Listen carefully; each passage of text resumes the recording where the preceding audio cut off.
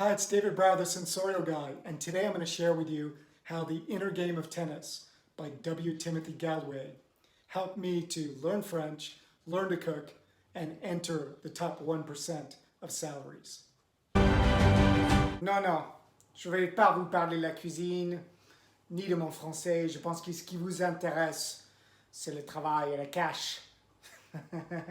On fera quelque chose sur la cuisine et le français dans une autre vidéo.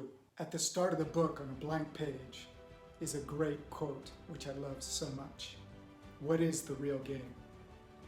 It is a game in which the heart is entertained, a game in which you are entertained. It is the game you will win. This quote is by Maharaji. I played tennis when I was in high school, but I wasn't very good.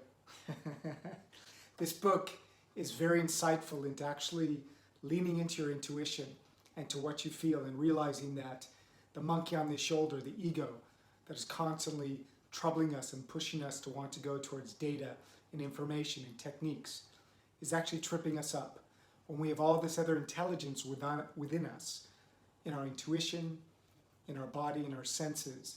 And if we can trust and lean more into those and get out of our head, we can actually progress and learn faster and win more at tennis and at life.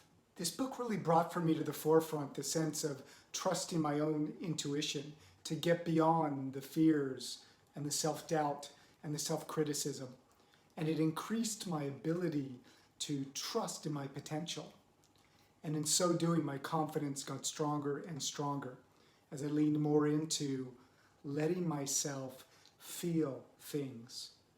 And therein, my growth multiplied, and people trusted in me more, and my career got better and better, and I climbed until I got to the top 1%.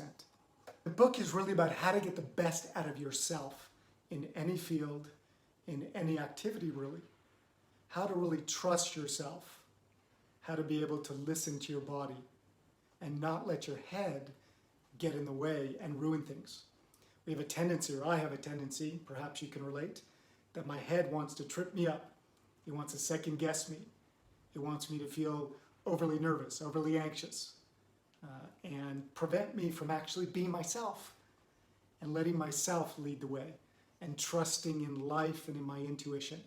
See, Gallwey noticed that players were no longer enjoying the game. They were so focused on the technicity of the technique and judging themselves and criticizing themselves that they were getting in their own way.